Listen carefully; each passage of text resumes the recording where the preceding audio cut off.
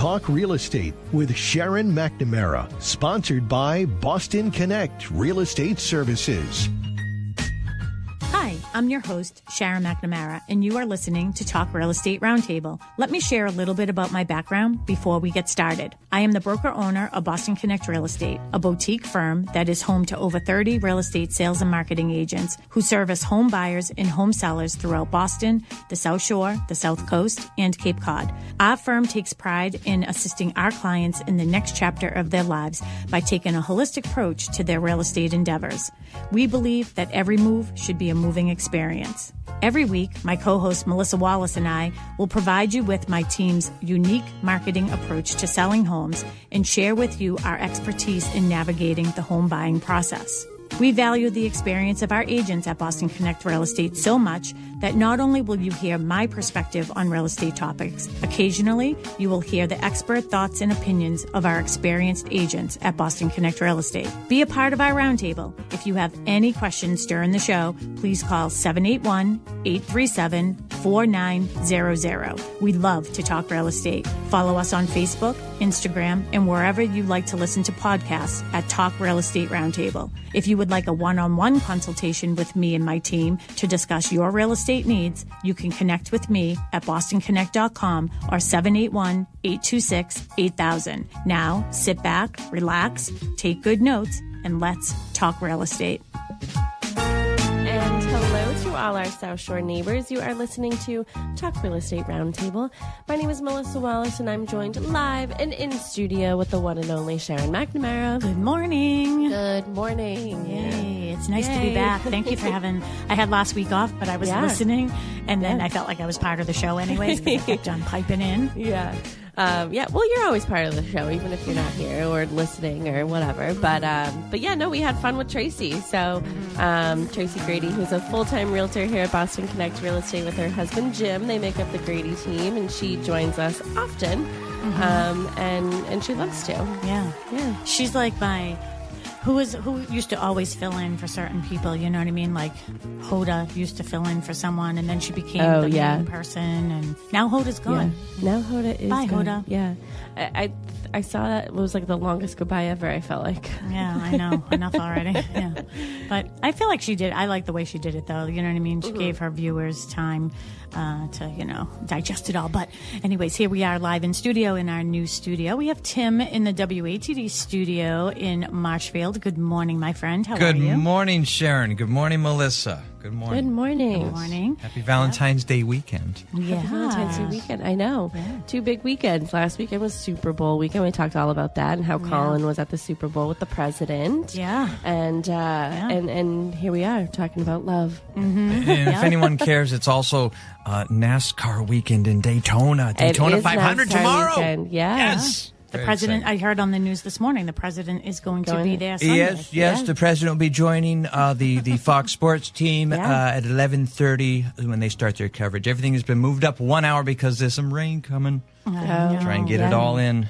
Yeah. At least halfway, so we'll see. Yeah, Colin's going to the Daytona 500 too. Yeah. Nice. Yeah. Very nice. Good.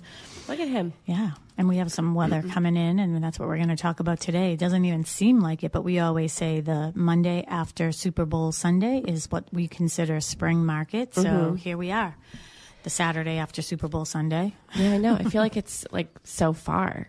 Like I feel like the year has gone by a little bit quickly. Yeah, it has. Yeah.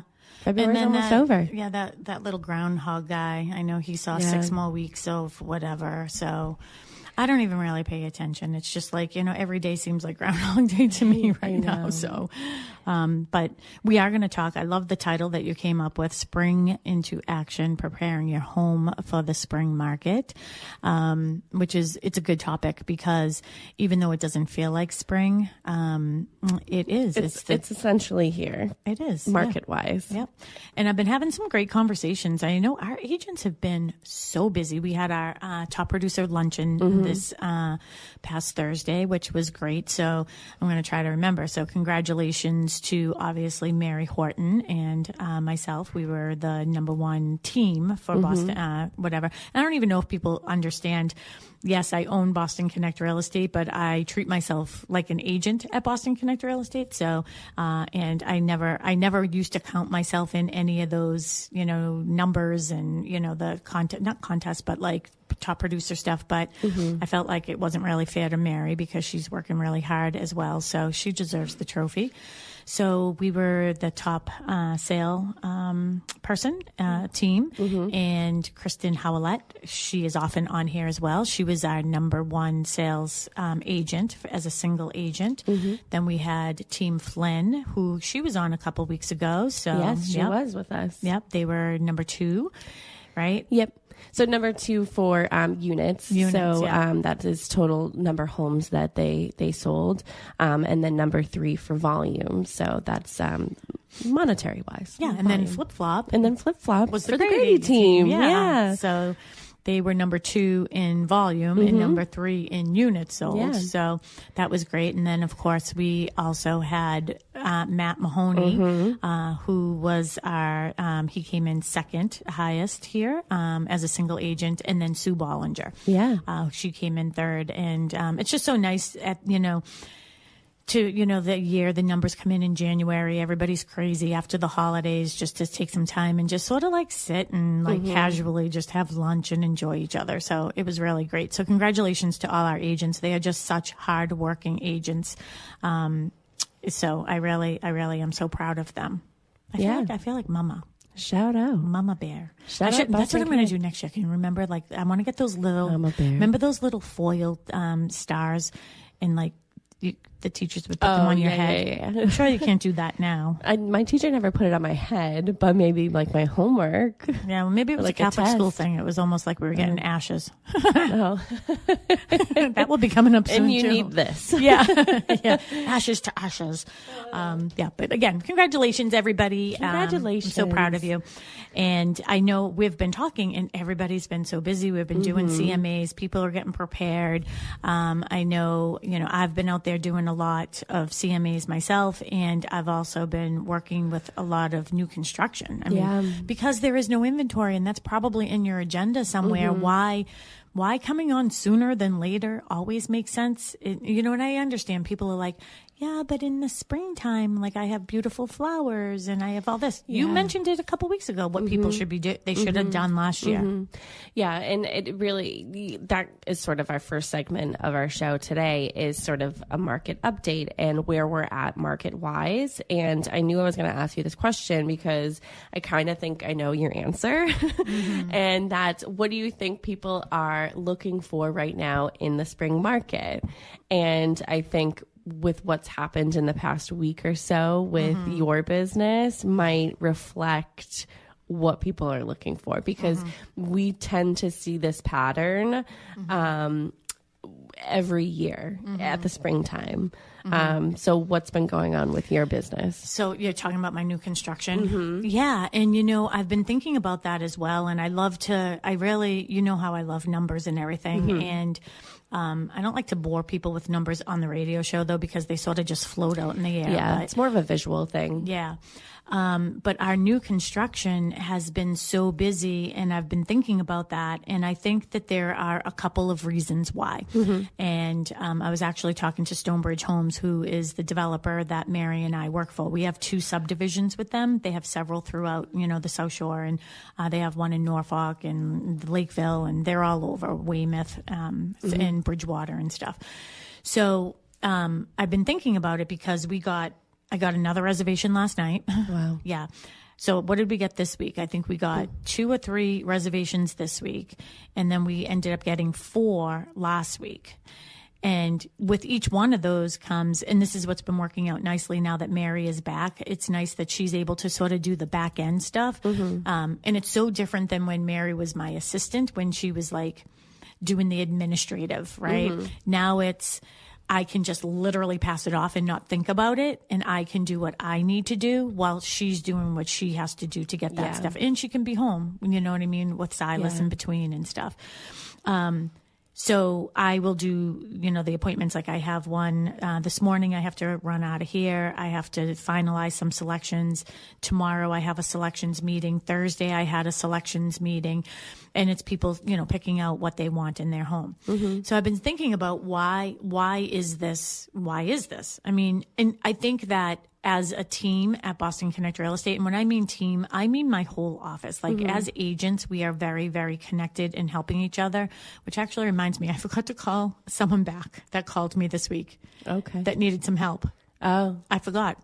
Because I was in a meeting so anyways, Kelly, I will be calling you. Oh, next week. She knows. Oh, does she? Okay. Yeah. Okay. Perfect. Oh, totally fine. So, I have been looking at, why are we so busy? We do such a great job though with our follow up and touching back to people, giving people the answers that they need. I always say no one can sell a house like a listing agent can. Right. So, and I'm not saying, I'm going to just talk about the best thing about our buyers agents is they do follow up. They do find out details about the house. They don't just like, oh, you didn't like it, fine, whatever. It's, oh, I didn't like this about it, or finding out what is the cause, root cause of all that. Well, I think it's because there's no inventory. Right. People, they right now don't have a lot of choices. And new construction is wonderful. I mean, nothing is as great as new construction is if you have the time. Now, that's one of the things that I'm sort of falling into is not being able to keep up. Like, it takes 6 months to build a house after you sign a purchase and sales agreement, so they're busy building them. It's hard to build other ones that are just sort of sitting around for the reload person or someone who wants to be in. Now, I did have a couple of those, and those ones we got reservations on last week. So I think that's it. I think the other thing is, inventory is low. And I also think, let me back up. So those of you who are listening and you're thinking about putting your house on the market, you should listen to what I just said. It takes 6 months to build a new construction house. So, and we're like, every 2 weeks, something's going to be popping out, right? Right. If you have a house that's now your competition isn't as great. Like people don't like to compete with new construction because it's hard to. Yeah. Everything new roof, new mechanicals, new, just energy efficiency. But if you are thinking about coming on the market, now you don't have that competition. It's like you have the person who needs to get in right away. So I did do a CMA. Remember I did one in Bridgewater for a condo in Bridgewater. Yes. They're making some decisions on, who they want to hire. They have not hired me yet. I'm hoping that they do if they decide to go forward. And if they don't, I respect their decision. But I actually met them. At Cushing. At open house. Yeah, at open house at one of my new construction. But I had an agent call me and asked about one of, Cushing.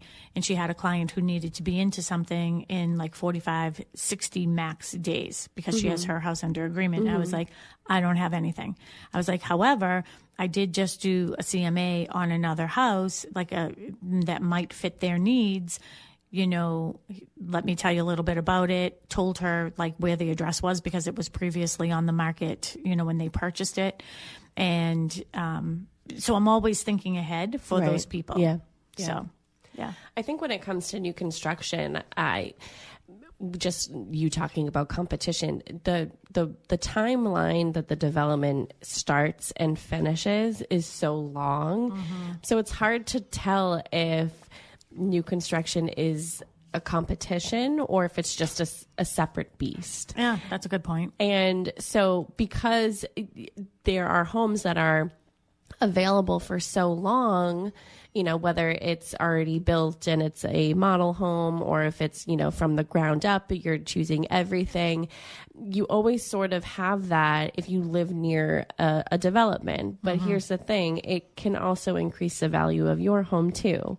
So if somebody maybe can't afford to get into the new construction or just doesn't want to go through that process, but they love your area or they love the community that you have, and you have that in 2-3 bedroom ranch that pretty much everyone looks for. Everybody wants the or ranch. You have the 4-bedroom colonial.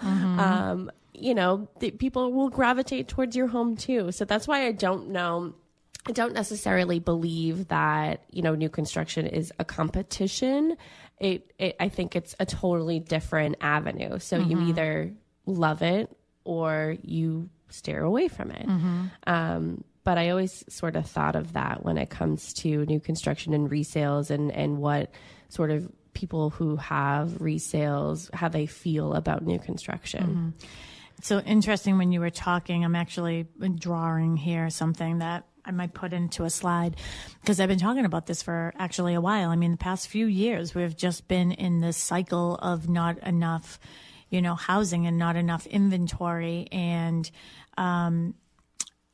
it's almost like there's ketchup stuck in the bottle, and it's almost like it's not moving because no one has any place to move to. And we've talked about this as well with new construction, that unfortunately the guidelines and the perimeters around building a new development are really stringent. So it isn't easy to build a development. Like I know that Stonebridge has been, there's a couple that they've been working on for few years, waiting for electric to get into a development. Or even pouring the foundation. I mean, think about what goes into pouring the foundation and the weather and everything like that. And, the past couple of years we've been blessed with not so bad winters. Who knows what it's a problem right now. I think last year, was it the year before, that was like, it rained a lot. I can't remember, but just getting back to the whole spring theme of our show, I think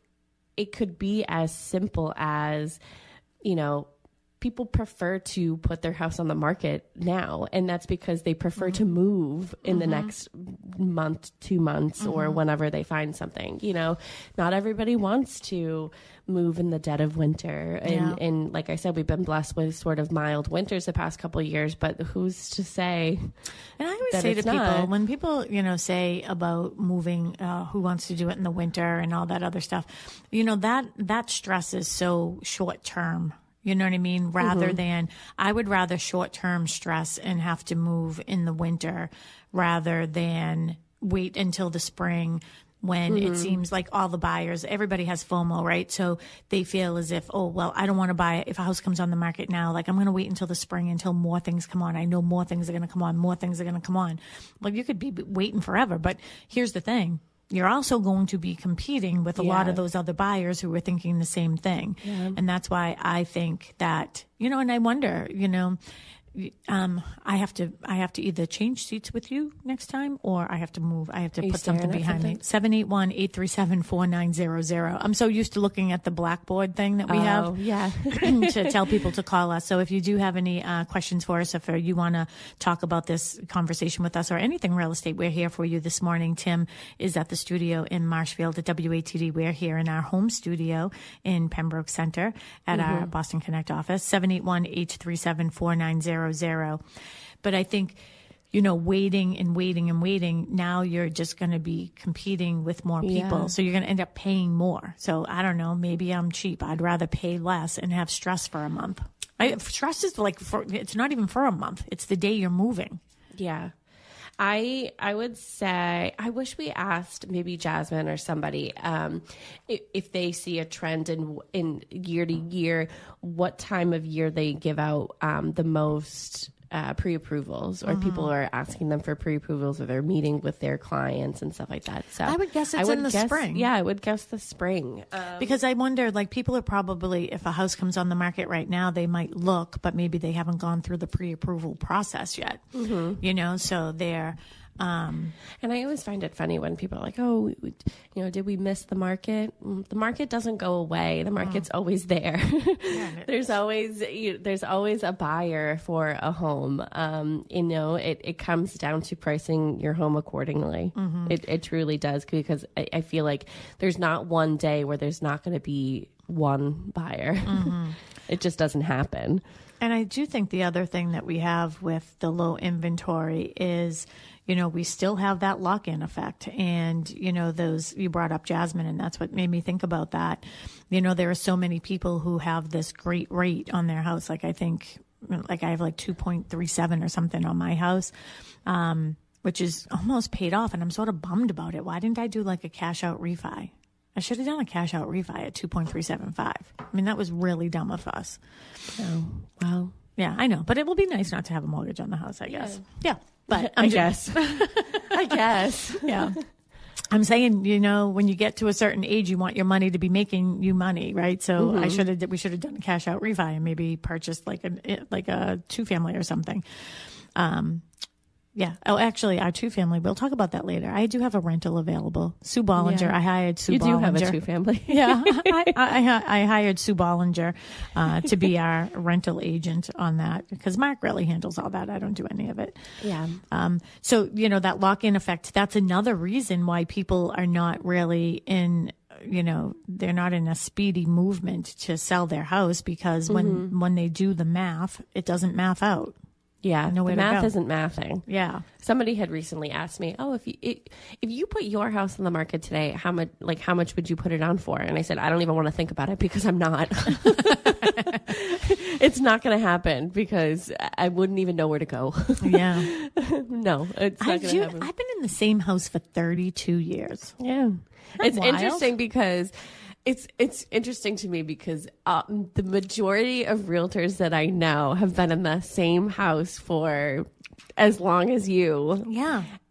And they sell houses for a living. I know. It's interesting. The Grady's, they're in their same house. I mean, the Flynn's moved a couple times, but like this house. But they were at that age where they were expanding their family. Yeah. So it makes sense for them, but I think that they'll be in their home now for quite some time. Forever. And they have an in-law. But yeah, well, Marianne Trask, who's a full-time realtor here at Boston Connect Real Estate, she owned a multifamily, and she recently sold that because she just decided that she didn't want to be a landlord anymore, but she lived in there too. So, they're starting their new journey, but they've been in that house for over 30 years. Yeah, I know. Kristen Howlett. Yes, Kristen Howlett's been in her house for 20-something years. Yeah, let's be honest. I mean, is anyone listening right now? Why do people move? It seems like an awful lot of work. No, but it is. It is an awful lot of work. And that's why, the truth is probably because we've been so busy in our life. I do think about that. Before I owned Boston Connect Real Estate, I really, when, that 2004 time when things were just so busy, we didn't have time, and it's interesting with me and Mark because, when I'm busy selling houses or if that market slows down, it tends to be like, oh, interest rates went up. So nobody's selling or buying. Now it's Mark is busy with plumbing because people are home and they're seeing the things wrong with their house. Yeah. And they're doing renovations and they're doing additions and they're doing things. So it was always like a good balance in our life. And, what happened is before you know it, the girls were gone. And why would we leave our small little 3-bedroom Cape? Yeah. It's not so small, but it's a perfect size, I feel like, for 2 people. Yeah. I remember when we first moved in there. I told the story a few months ago about, the builder who, can I say screwed us? Stole your money. Yeah. Can I say that? I don't know if I can. Well, he did. And, I told that story. And that's when we found this house. We lived with our in-laws for a couple months. We saved, we rolled pennies. I sold suits to consignment shops, all these things just to come up with $5,000 for the down payment. And I remember you have dreams and wishes and hopes. We had a gravel driveway. Oh, we'll save up. We'll do the driveway, which we did. And then, Mark was always like, in 5 years, we'll put up a garage.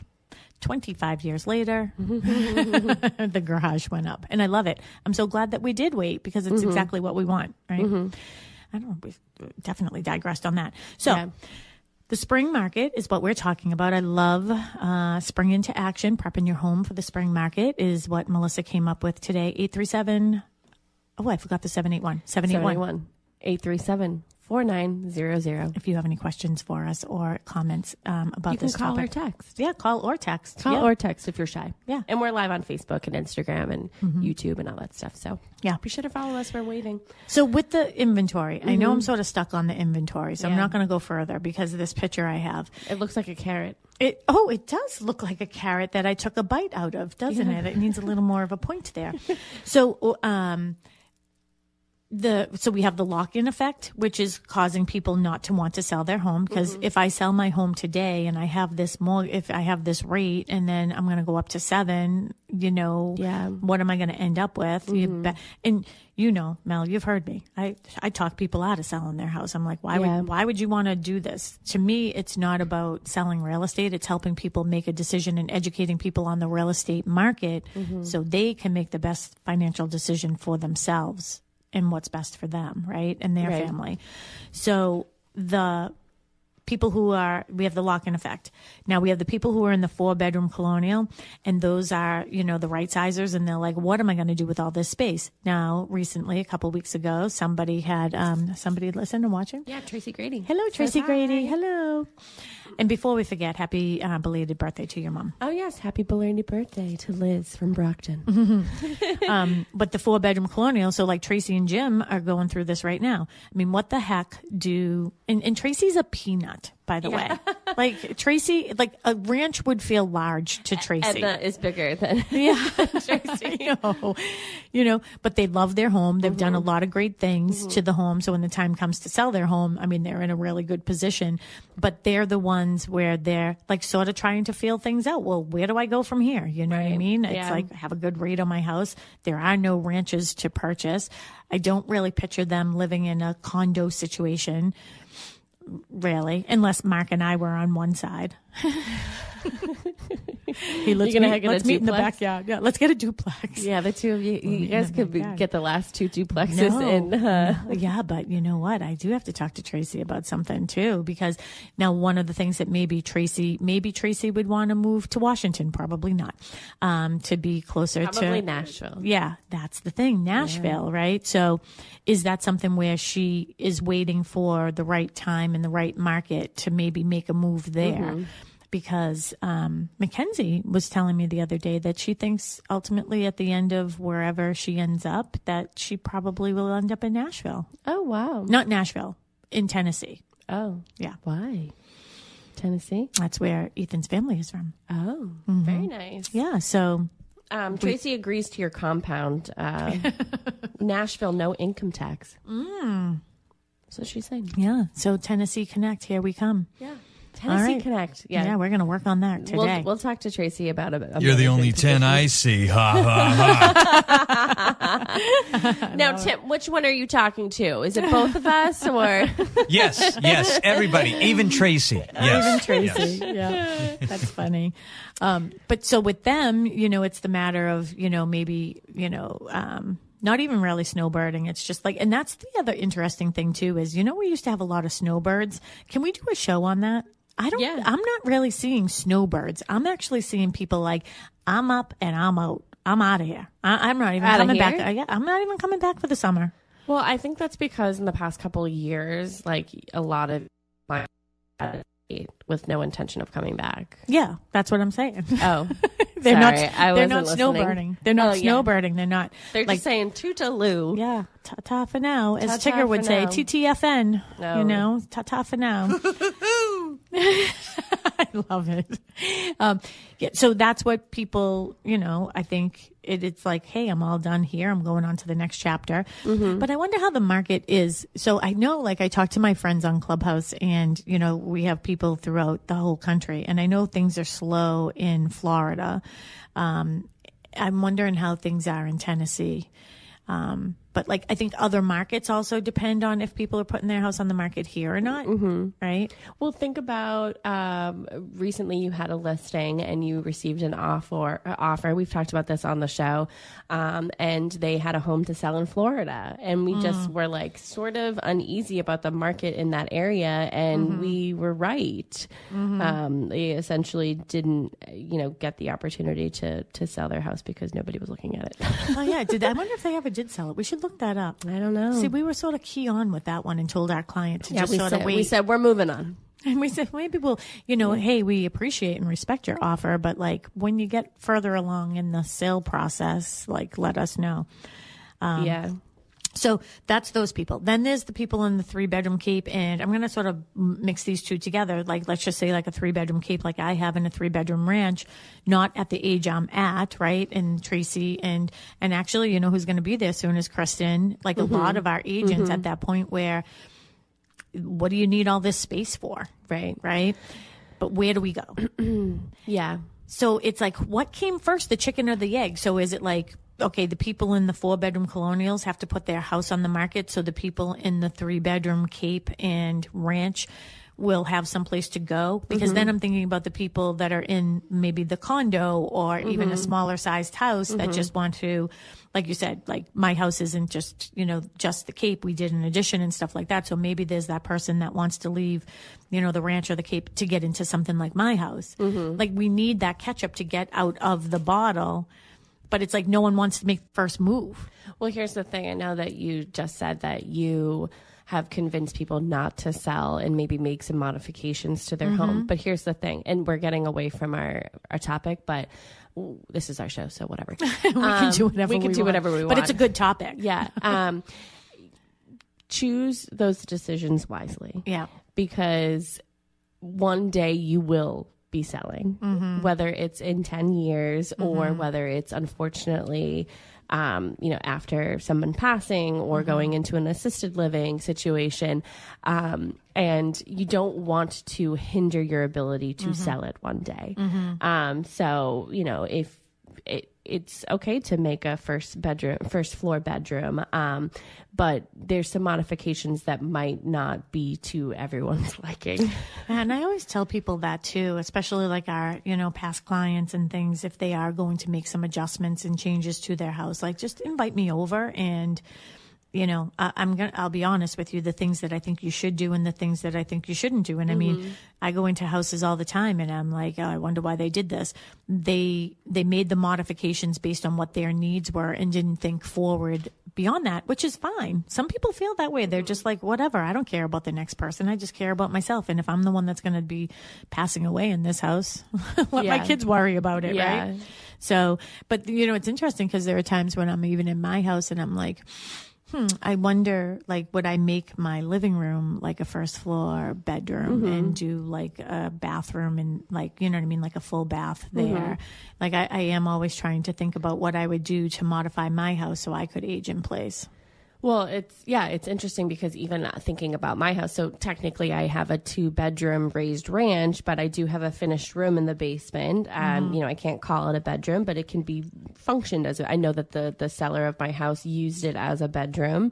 And there's been times where I I'm love like, that one of the daughters actually just like modified like a storage area. I know, and she's modified like, I need the to get away from you. unfinished storage area. But you know, I've said, I can't believe, you know, they've raised 3 kids in this house. I mean, it feels like you couldn't, but then I have to take a step back and say, okay, they used that room as a bedroom and I'm not currently using it as a bedroom. So it was hard for me to see the vision. But if I took all my crap out of it, you know, and put a bed in there, okay, now it's a bedroom. Yeah. You know, it could function as that. I'm just not using it as that. So things like that where like you take how you use the room right now out of your head and think about how you could use that room. Exactly. And too, like I've had a couple, this lovely couple, go ahead. We're just trying to convince people not to sell. I know. That's just totally not our thing. I know. But there was another couple, you know, that I was helping in West Bridgewater, and they're a wonderful, wonderful family. I actually want to be part of their family. They're so great. And, you know, he was going through some medical things, you know, late 70s, early 80s. And I said, you know, this is what I would love for you. I would love for you to just sort of like slow this process down. Why don't you get through the holidays, the medical appointments you need, see where you are there. It does not make sense for anyone to rush into selling their house when they have all these other things weighing on them. Because I promise you what I've seen is that stress will make whatever illness or whatever is going on that much more difficult to deal with. So, and I do think that that's one of the things that we do a great job with is, and I really, really, really love working with the families who are going through those, those transitional times of, maybe mom and dad are going into, assisted living or a nursing home, or maybe the people who bought your house, an in-law type situation, living with mom, and helping them through that process, because it can become overwhelming when you're the sandwich generation. It's like you're trying to help mom or dad, or mom and dad. And on the other side, you have, the kids, and you have to pick them up from college, and, they have a football game, or, so it is a lot of stress. And I love being able to be that person in the middle that's just sort of helping them navigate all that stress, so we can make it a little bit easier on them. Yeah. All right. That's what I got. Prepping for spring. I know. Now we have 15 minutes to talk about what we're going to talk about. But we were, hey, this is the thing. We're talking to all the people who are considering selling your house. And what we're saying is there is a lack of inventory. I'm seeing skyrocket. 7 reservations in the last 2 weeks. Yeah. I was texting with Mary last night because we use Teams so we can see when each other is like sort of on there. And so the other night we were both on there doing our own thing. And then yesterday I had a question for her, and she's like, so we were texting, and she's like, yeah, like, I don't know that we've ever been like this busy where we had all these reservations at once. I go, yeah, it happened 2 weeks after you gave birth to a baby. Yeah. So, it did. And it happened in October as well. Right. So we had 6 reservations. So once if you are thinking about, I guess the moral of the story is, if you are thinking about selling a house and your common question is, or the question you have is, where am I going to go? Well, we have to try to help you figure that out, but no one's going to go anywhere unless somebody makes the first move. Yeah. Literally. Yeah. And literally, like the person in the 3-bedroom ranch, are you the one that makes the first move? Maybe that could, and what I'm seeing with the 3-bedroom ranches are the people who have been in their house for 50 years, by the way, right? Yeah.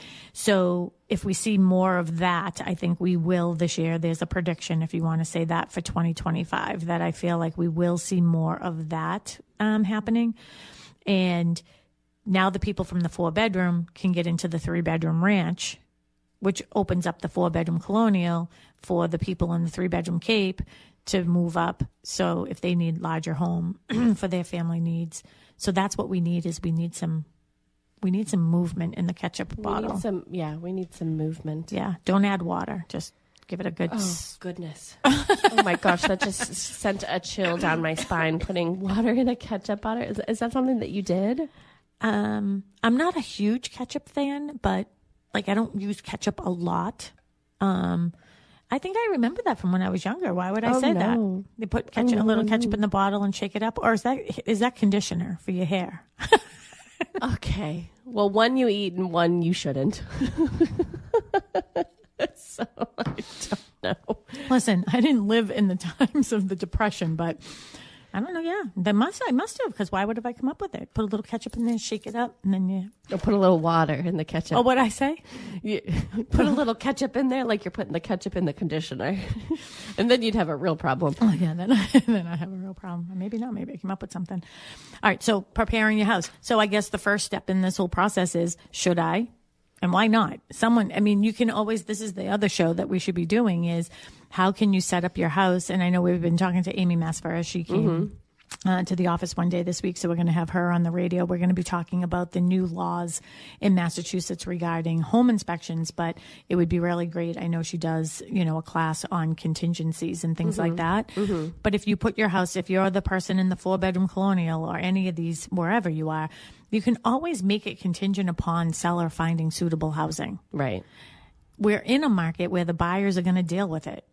There was a previous market that buyers wouldn't. They'd be like, all right, get off the pot, if you know what I mean. Give me your house. Yeah. Like, I'm not waiting for you. Yeah. But you can put stipulations around that too, if you're a buyer, right? Like, I don't want to give this person forever to make a decision. Yeah. So we can do a show on contingencies, but that's one thing that you could do. Right. And you, if you don't find something, it's okay too, but you have to make sure that that contingency is in place. And it's written the right way. And too, with the contingency, if you put it, that it's, it's contingent upon seller finding and securing suitable housing. And if you have a very good offer on your house, we've been in this market where it's been going up, up, up, up, up. Mm-hmm. It doesn't always stay like that. Yeah. If you got a very, very good offer on your house, like I bet, like if I went up to Tracy right now and said, hey, Tracy, I have a buyer that would pay 1.7 for your house right now. I want her to answer. Tracy, would you take that? Would you take 1.7 for your house? I'm just throwing numbers out. I truly don't know what the value of her house is. It could be 2.5 for all I know, but I'm just using, at that point, you have to make a decision. What is my financial decision here? Where is my stress going to lie? If I'm going to do well on the sale price of my home, then maybe I take it. Maybe I decide to rent. Yeah. It's an incentive. So that is something. I know that you have a client who is potentially thinking about selling and renting afterwards, because that's sort of where they're at. But if you don't want to, and I know this is terrible to say maybe, but like if you don't want to own a home, that's okay too. Like you can rent. And I know that the rental market is tough financially with rents being so high. But again, if somebody came in and blew your socks off, and you were like, okay, yeah, this is something that I would take it in order to rent and move and stuff like that, that's okay too. And it puts you in a better position, by the way. If you can't find something and you are willing to rent or stay with family, and it puts you in a better position when you do get into a multiple offer situation, which we are still seeing, by the way, right? Because of the low inventory. It puts you in a better position where you don't have to come out and say, I have a home sale contingency. I mean, if your house is already sold and the money is already in the bank, and, you're able to put a better percentage down, all of those things, it puts you in a much better place negotiating. So if you can, and everybody wants to sell high and buy low, right? It will put you in a really, really good position by having the house already sold. Right. Do we want to talk about more spring stuff? Well, I don't know. We have 7 minutes left. I mean, we can. I feel like, why do we even have an agenda? We never even follow it, right? No, but it's good because we have more shows that we could do. Yeah, I really do think that this is a good show, and we can always either next week. And I don't know if we said something earlier too about we should do a show on that. Tracy says, hell yeah. Welcome home, lover boy. I would rent temporarily. Yeah. See? Yeah. So if that's one of the things that you have to consider is, you can put your house on the market. It's contingent upon seller finding and securing suitable housing, and the buyers are going to allow it if they want to be in your home. I mean, Tracy is on a great street in Hanover. She has the pool. They did their kitchen. Her home is going to be very desirable for a lot of people. Yeah.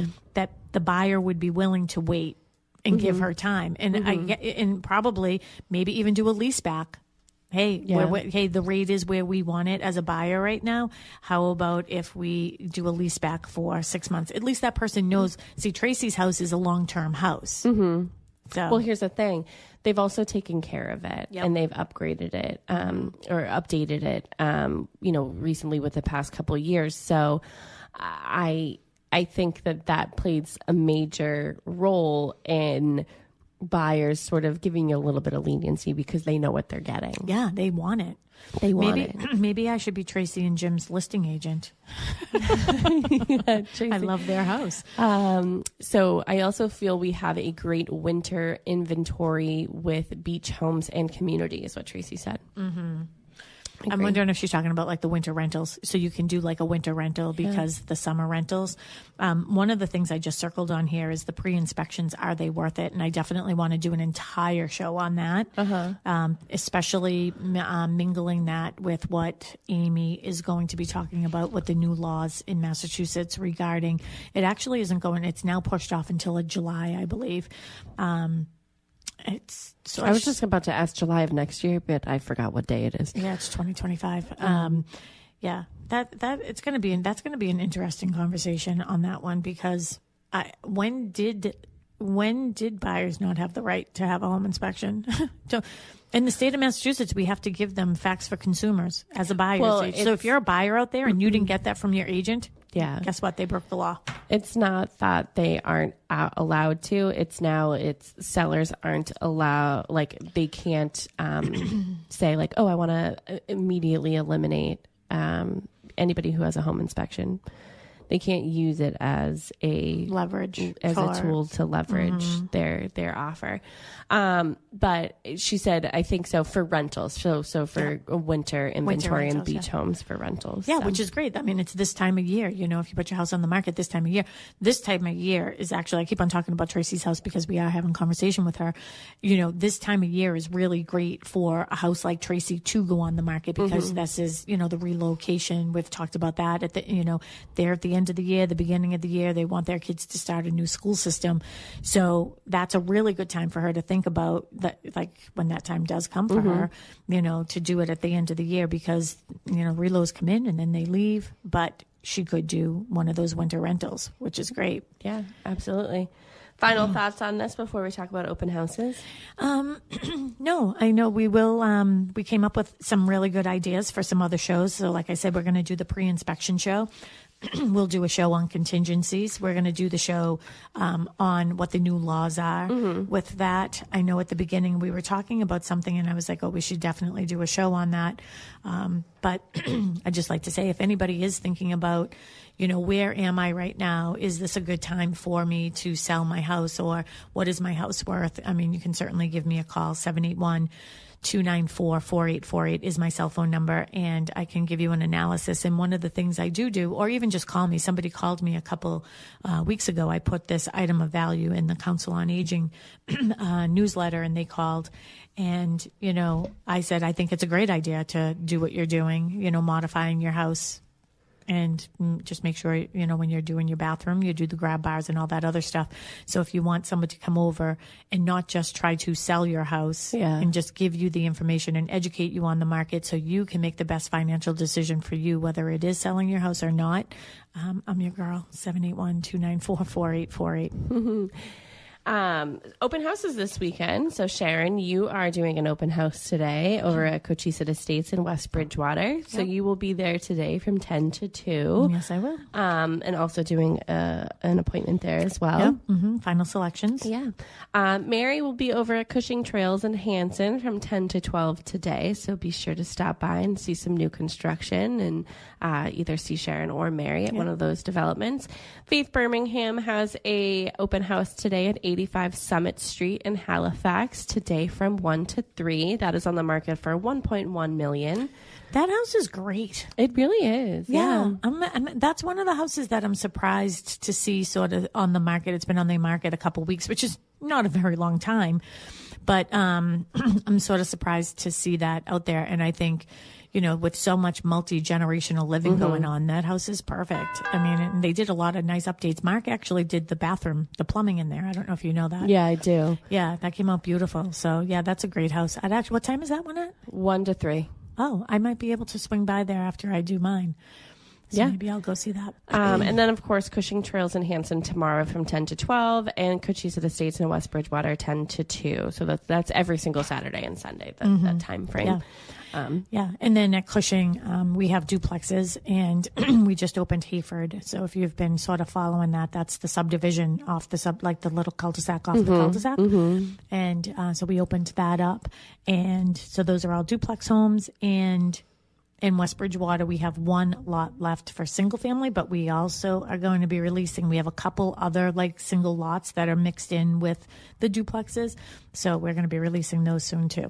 Wow. Yeah. A lot going on. There's a lot going on. Yeah. So thanks everybody for listening to our show today. You can go to bostonconnect.com to find all of our contact information, or you can go to talkrealestateroundtable.com to listen to any of our past shows, or you can plug that into your podcast app, Talk Real Estate Roundtable. Thank you so much, everybody, for listening. Thank you, everybody. Have a great day. Have a great day. Bye, Tim. Bye.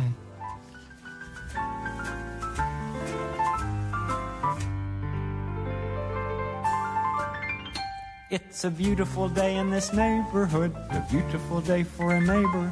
Would you be mine? Could you be mine? It's a neighborly day in this beauty wood, a neighborly day for a beauty. Would you be mine? Could you be mine? I have always wanted to have a neighbor just like you. I've always wanted to live in a neighborhood with you. So let's make the most of this beautiful day. Since we're together, we might as well say, would you be mine?